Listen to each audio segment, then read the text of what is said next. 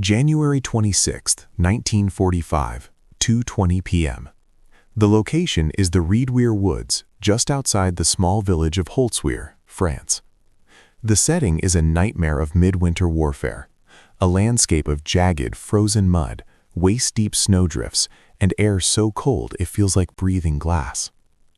Through a thick, suffocating curtain of black, oily smoke and the deafening, earth-shaking cacophony of incoming 88mm artillery shells, something was happening that defied every known law of military science. High atop the hull of a shattered, burning M10 tank destroyer, a vehicle transformed into a literal funeral pyre by a direct German hit, stood a lone figure. He was silhouetted against a leaden gray sky, gripped by a cold fury, and manned a .56 caliber machine gun that rattled with a rhythmic mechanical roar. This single American soldier was not just holding a line, he was systematically and ruthlessly dismantling the forward momentum of an entire reinforced German company. The enemy force emerging from the tree line across the field was not a group of desperate end-of-the-war conscripts. These were the elite mountain infantry of the 2nd Gearbig's Division. These men were the Alpine Lions, veterans who had been hardened by years of brutal mountain warfare in Norway and the Arctic Circle. They had been transferred to the Colmar Pocket specifically to spearhead this offensive and crush the American resistance once and for all. Yet as they looked across the frozen expanse, their advance was being halted by what appeared to be a mere boy, a teenager who stood barely 5'5" and weighed no more than 50 kilograms. It was a sight that bordered on the surreal. Behind the advancing German infantry, 6 massive steel Predators, Panzer IV tanks, and heavy tank destroyers sat paralyzed in the mud. These were the same steel monsters that had crushed entire divisions across Europe, yet their commanders now sat in stunned, immobile silence. They were too shocked to advance, unable to comprehend how their infantry support was being methodically cut to ribbons by a single, exposed human being who refused to die. The 250 men of the German company had walked into a scenario that Wehrmacht tactical doctrine declared a physical impossibility. In the manual of the German High Command, a combined arms assault, tanks supported by heavy infantry, cannot be stopped by a single defensive point, let alone a single person. The mathematics of the battlefield were stark, brutal, and seemingly final. On one side, 250 elite, fresh, highly trained German mountain troops and 48 tons of mobile armor. On the other, 40 shivering, sleep-deprived, and combat-exhausted Americans huddled in a woodline, supported by exactly one man standing on a burning bomb. By every principle of military logic, by every simulation of warfare, the American position should have been overrun and annihilated within the first 5 minutes of contact. The odds were roughly 6-to-1 in terms of manpower, and infinite in terms of armor. But for one impossible, reality-bending hour, 2nd Lieutenant Audie Murphy would step outside the boundaries of human limitation. On this day, in this frozen corner of France, he would not just fight a battle, he would rewrite the very rules of modern warfare. The journey that led to that burning M10 tank destroyer in the winter of 1945 did not begin in a military academy or a tactical briefing room. It began 2 decades earlier in the sun-baked, suffocating dust of Hunt County, Texas. Audie Murphy was born on June 20th, 1925, into a world that seemed designed to break a human being before they even reached adulthood. He was the 6th of 12 children born to a family of impoverished sharecroppers, people who worked land they would never own, trapped in a relentless cycle of debt and backbreaking labor. His childhood was not a time of play, it was a grueling masterclass in pure survival. The Great Depression wasn't just a historical event for the Murphys, it was a daily struggle for breath. The family lived in shacks that barely kept out the wind, and the threat of starvation was a constant, haunting presence. When Audie was only 12 years old, his father, unable to handle the crushing burden of a 12-child household, simply walked away and abandoned the family. 4 years later, the final pillar of his world collapsed when his mother died of endocarditis and pneumonia. At just 16 years old, Audie Murphy, a boy who had barely finished the 5th grade, found himself as the primary provider and protector for his younger siblings. It was during these desperate years that Murphy developed the singular skill that would one day change the course of European history, his uncanny, almost supernatural marksmanship. But for young Audie, shooting wasn't a sport or a hobby. It was a cold, mathematical calculation of life and death. "If I don't hit what I shoot at, my family doesn't eat tonight," he famously told his neighbor, Monroe Hackney. Because the family lived on the razor's edge of total ruin, ammunition was a luxury they could ill afford. Each .22 caliber round cost a few cents, money that was often the difference between a loaf of bread or nothing at all. Every mess meant an empty stomach. This immense pressure forged in him what soldiers would later call a shooter's eye. Using a battered old rifle, the boy could drop a rabbit mint sprint at 50 yards, a feat of ballistics and hand-eye coordination that most professional marksmen couldn't achieve with a scope. He learned to read the wind, to lead a moving target with instinctive precision, and to control his breathing under the most intense stress imaginable. He wasn't just learning to hunt, he was becoming a precision instrument of ballistics. When the news of the attack on Pearl Harbor reached the Texas backwoods, Murphy didn't see a call to glory, he saw a way out. To a boy who had spent his life in rags, the military represented a miracle, a steady paycheck, 3 guaranteed meals a day, and most importantly, the ability to send money home to keep his siblings alive. However, the very military he sought to join viewed him with nothing but dismissive contempt. Audie Murphy was the antithesis of the ideal soldier. He stood a mere 5 feet 5 inches tall and weighed a frail 110 pounds. He looked more like a malnourished schoolboy than a warrior. The Marine Corps took one look at his diminutive frame and laughed him out of the recruitment office. The Navy rejected him, claiming he was too small to handle the rigors of sea duty. Even the Army paratroopers, desperate for recruits, turned him away, fearing his small bones would shatter upon landing. Undeterred, Murphy returned to the Army recruitment office. With the help of his sister, Corinne, he obtained a falsified affidavit claiming he was 18 when he was in reality only 17. On June 30th, 1942, the regular Army infantry finally accepted him, not because they saw a hero, but because they simply needed a body to fill a uniform. They had no idea that they had just enlisted the most lethal soldier in the history of the United States. They saw a baby-faced boy from the cotton fields. They didn't see the cold-eyed predator who had already been hardened by a lifetime of war against poverty itself. When Audie Murphy arrived for basic training at Camp Walters, Texas, he wasn't greeted with respect. He was met with ridicule. To the battle-hardened drill sergeants and the rugged recruits surrounding him, Murphy didn't look like a soldier. He looked like a mistake. Private First Class David Mouse McClure would later recall the initial impression Murphy made on the company. "We all thought he was a mascot. This kid looked about 14 years old and weighed nothing. We wondered if he'd even survive the weight of his own pack." The drill sergeants were particularly merciless. They rode him harder than anyone else, convinced that the boy would crack under the physical strain. They called him baby, mocked his high-pitched voice, and laughed at his diminutive frame. But the laughter died a sudden, violent death the moment the company reached the rifle range. As Murphy took his position on the firing line, something happened that chilled the men watching him. His posture changed, his breathing slowed, and his eyes, those wide, baby blue eyes, went as cold and sharp as a Texas winter. While other recruits struggled with the recoil of the M1 Garand, Murphy operated the weapon as if it were an extension of his own nervous system. He didn't just hit the targets, he obliterated them. He never missed, not once. The mascot had the stare of a stone-cold killer, and the camp began to realize that beneath the boyish exterior lay a predator waiting for a war. That war found him in July 1943, during the invasion of Sicily, Operation Husky. As Company B, 15th Infantry Regiment, 3rd Infantry Division, hit the beaches at Licata as part of Patton's 7th Army, Murphy stepped into the chaos of the front line. It was here, amidst the jagged mountains and sun-scorched hills of Sicily, that Murphy discovered a haunting professional truth. He was exceptionally good at the business of killing. His impoverished childhood had been the perfect apprenticeship for the infantry. He didn't move like a soldier. He moved like a hunter. He used the terrain for concealment with a ghost-like grace that frustrated the enemy.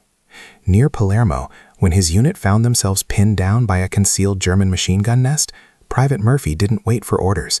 He vanished into the brush, worked his way around the enemy's flank with impossible silence, and eliminated the entire crew with a flurry of grenades.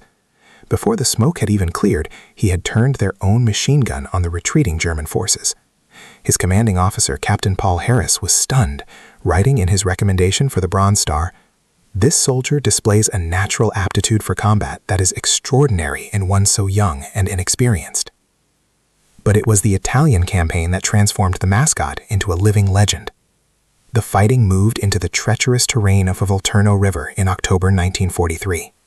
During a crossing that turned into a bloodbath, Murphy's squad was decimated.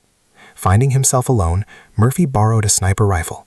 With the same calm he used to hunt rabbits to feed his siblings, he began picking off German soldiers at ranges exceeding 300 yards, distances where a target looks like a mere speck of dust.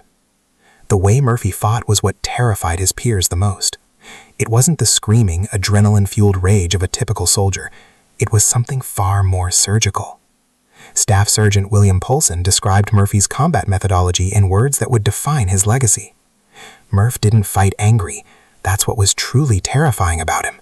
He fought cold, calculated, like he was doing arithmetic. See a German? Eliminate the German. Move to the next German. No emotion, no hesitation, just deadly mechanical efficiency. By the time the division moved towards the beachheads of Anzio, the baby-faced kid was gone. In his place was a warrior who viewed the battlefield as a series of problems to be solved with lead and steel. He had survived the mud of Sicily and the mountain passes of Italy, and he was developing a reputation among the Germans as the Phantom, a soldier who was everywhere and nowhere at once, and who never, ever missed his mark. By the dawn of January 1945, the physical and psychological toll of 3 years of continuous warfare had etched itself into the face of Audie Murphy. He was no longer the soft-featured farm boy who had lied about his age to join the ranks. He was a survivor of the most meat-grinder campaigns of the Western Front. The rocky slopes of Sicily, the blood-slicked sands of Salerno, the stagnant, death-filled marshes of Anzio, and the liberation of Rome. He had already been wounded twice, decorated for valor multiple times, and had risen through the ranks to receive a rare battlefield commission to second lieutenant. But despite his vast experience, nothing, not the snipers of Italy nor the mortars of southern France, had prepared him for the existential nightmare of the Colmar Pocket.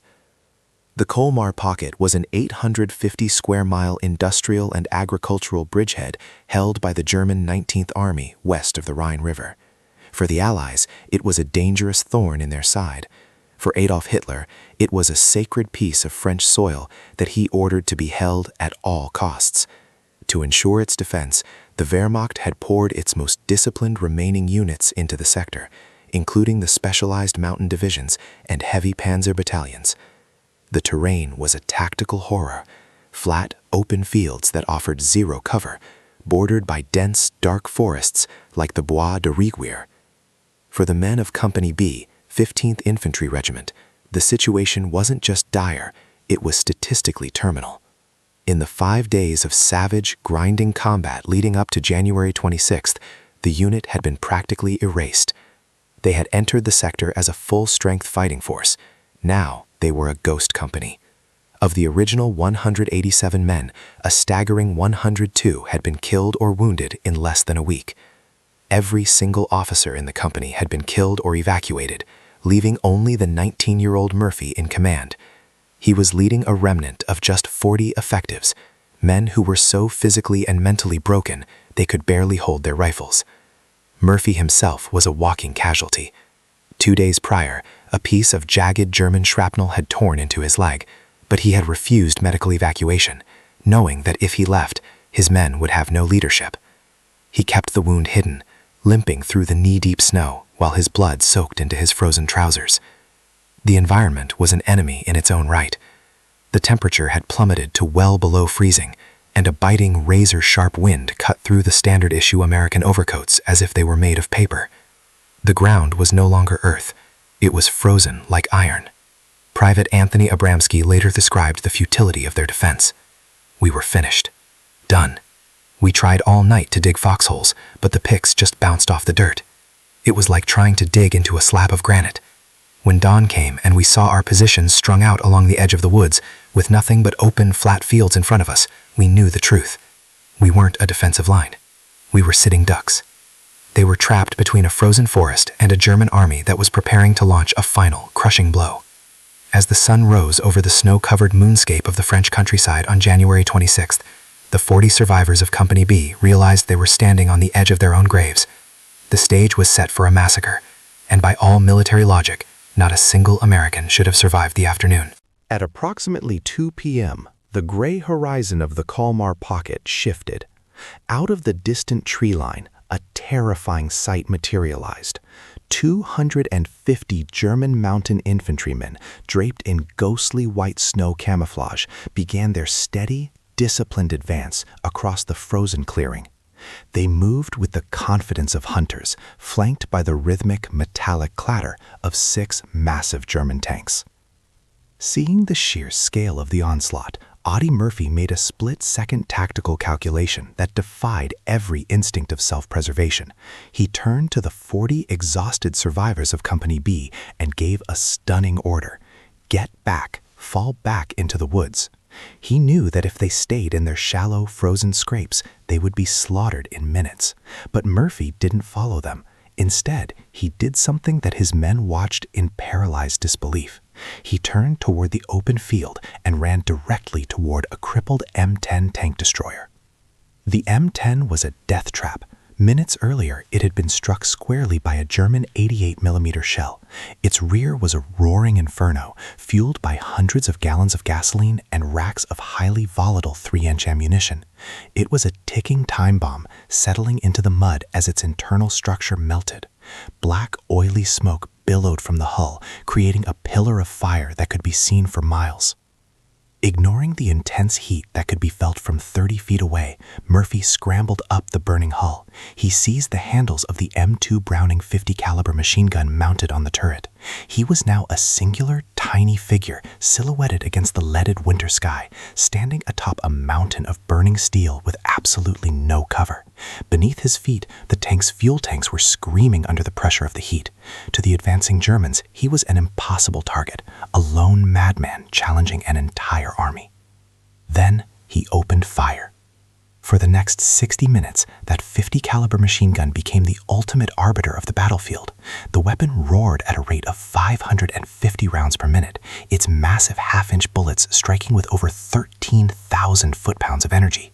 These weren't just rounds, they were miniature cannonballs that could tear through light armor and shatter human bone like glass. Murphy wasn't just spraying the field. His years in the Texas woods had made him a precision artist of destruction. He was sniping with a heavy machine gun, picking off squad leaders and machine gun teams with terrifying accuracy. But he wasn't just using the Browning. In his other hand, Murphy clutched a field telephone connected to the division's artillery batteries miles away. While the 50 caliber bucked and roared in his grip, Murphy was calmly screaming coordinates into the receiver. He began calling in fire missions that moved closer and closer to his own position. The German infantry, stunned by the volume of fire coming from a single burning wreck, tried to flank him. They crawled through the draws in the snow-filled meadows, getting closer by the yard. Sergeant Elmer Brawley watched from the woodline in awe. The German infantrymen got within 10 yards of Lieutenant Murphy. He was killing them in the draws, in the meadows, in the woods, wherever he saw them. It was like he was a machine. As the battle reached a fever pitch, Murphy's situation became critical. The 50 caliber's ammunition belts were running dry. The barrel of the gun was glowing a dull, lethal red from the friction of hundreds of rounds. The Germans realized the lone defender was vulnerable and launched a desperate, coordinated rush to overrun the tank. Murphy didn't flinch. As the machine gun finally clicked empty, he dropped the handles, grabbed his M1 carbine, and began picking off the lead attackers in point-blank range. With the enemy literally at his feet, Murphy made the most harrowing decision of the entire war. He spoke into the field telephone and gave the order that his forward observer, Lieutenant Walter Weisbenfitting, initially refused to follow. Fire on my position. Murphy was ordering a massive 105mm artillery barrage to strike the very ground he was standing on. When the observer asked for confirmation, Murphy screamed back, "I am giving you a direct order. Fire on my position now." Seconds later, the world exploded. Massive high-explosive shells rained down, turning the frozen field into a moonscape of fire and flying shrapnel. One fragment tore into Murphy's leg, his second wound of the day, but he remained upright, a bloody, scorched specter on top of the burning tank. The combination of Murphy's direct fire and the devastating danger-close artillery finally broke the German spine. The elite mountain troops, who had never seen such a display of suicidal courage, turned and fled. The tanks, seeing their infantry support erased and fearing for their own safety against the artillery, reversed their tracks and withdrew into the forest.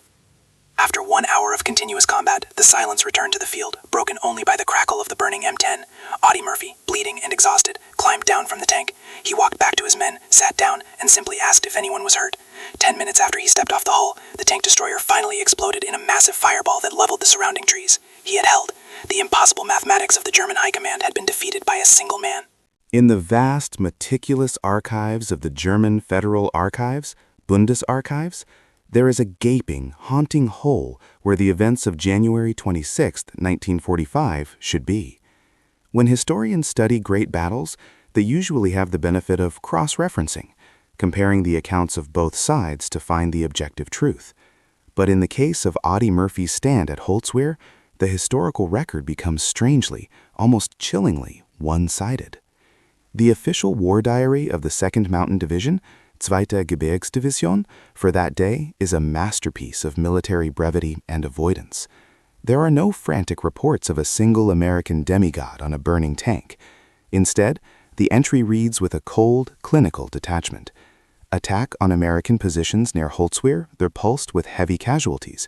Enemy resistance was found to be significantly heavier than expected. This terse single sentence is the only official acknowledgement of a defeat that had just erased a significant portion of their frontline strength. There are no surviving letters home from German privates describing the American ghost on the M10. There are no recorded testimonies from Panzer commanders explaining why their 45-ton steel giants retreated from a 110-pound boy. Why this absolute wall of silence? The reasons are as brutal as the battle itself. First, there is the grim reality of battlefield attrition. Murphy's lethality that day was so absolute, so systematically efficient, that many of the primary witnesses, the lead squads of the German infantry, simply did not survive to tell the tale. He wasn't just fighting them, he was deleting them from the order of battle.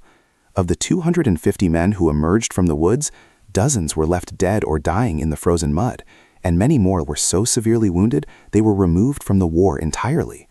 Secondly, there is the psychological factor of humiliation.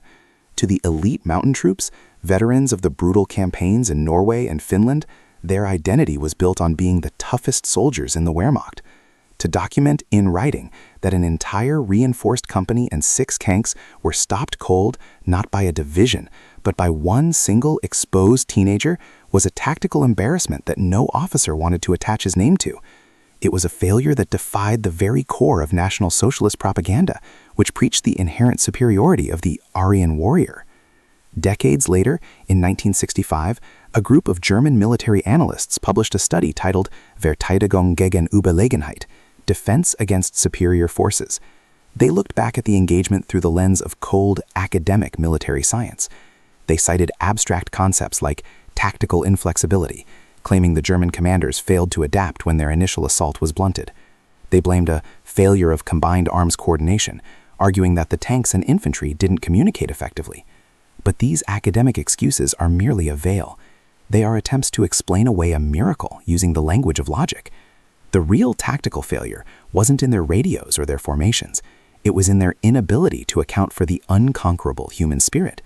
They had encountered a variable that doesn't exist in military manuals. A man who had decided that the lives of his friends were more than his own survival. The silence of the German records is in itself the ultimate testimony to Murphy's achievement. It is the silence of a defeated ideology meeting a force it could not comprehend. They didn't write about him because, to the German military mind, what Audie Murphy did that day shouldn't have been possible. To acknowledge his existence would be to acknowledge that the entire German war machine could be broken by the sheer will of a single determined Texan. When the guns finally fell silent in Europe, Audie Murphy returned to a hero's welcome that was unprecedented in the history of the United States. He was a living icon, his face gracing the cover of Life magazine as the most decorated soldier of World War II, and arguably the most decorated American soldier of all time. He had earned a staggering 33 awards and citations, including the Medal of Honor, the Distinguished Service Cross, 2 Silver Stars, and the French Legion of Honor. To the public, he was the invincible golden boy of Texas, the man who had stared down the Wehrmacht and won. But while the boy had left the war refused to leave the boy. The transition from the frozen fields of Holtzwihr to the quiet streets of Texas and the glitz of Hollywood was a psychological collision. Murphy soon discovered that he had brought a demon home with him. In 1945, there was no name for his condition. It was dismissively called shell shock or battle fatigue, often whispered about as if it were a character flaw or a failure of nerves. Today, we recognize it as a severe chronic case of post-traumatic stress disorder, PTSD. The man who had shown no fear on top of a burning tank was now terrified of the quiet. He found it impossible to sleep in a normal bed. The silence of a bedroom was too loud, too reminiscent of the moments before an ambush. He suffered from night terrors so violent that he would wake up screaming, his hands reaching for a rifle that wasn't there. His first wife, Wanda Hendricks, later described a man who lived in a state of permanent hypervigilance. He slept with a loaded M1911 .45 pistol under his pillow every single night. If a door slammed or a car backfired, Murphy would instinctively drop to the floor, ready to return fire. The darkness became his greatest enemy. He eventually moved out of his own bedroom and began sleeping in his garage or on a couch with the lights blazing at all times. In his own words, written in his memoirs, he confessed, "I remember the experience as if I do a nightmare. A demon seemed to have entered my body. The war never ended for me. It just changed its shape." Yet it was in this private hell that Audie Murphy performed perhaps his greatest act of courage. In the 1950s and 60s, American culture demanded that men be stoic and tough. Admitting to psychological pain was considered a social taboo, especially for a war hero. But Murphy refused to play the part of the silent sufferer. He broke the ultimate military code of silence and began speaking publicly about his trauma. He used his massive platform as a famous actor and war hero to tell the world that battle fatigue wasn't a sign of weakness, it was a medical reality. He spoke candidly about his addiction to sleeping pills, Placidil, which he had used to numb his nightmares, and how he had locked himself in a hotel room for a week to break the addiction cold turkey. He became a relentless advocate for the thousands of veterans returning from World War II and Korea, and later the young men coming home from Vietnam, who were being ignored by the government. He demanded that the Veterans Administration provide better psychiatric care and more research into the invisible wounds of combat.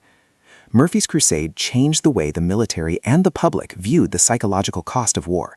His tireless advocacy eventually led to the 1971 authorization and 1973 opening of the Audie L. Murphy Memorial Veterans Hospital in San Antonio, Texas.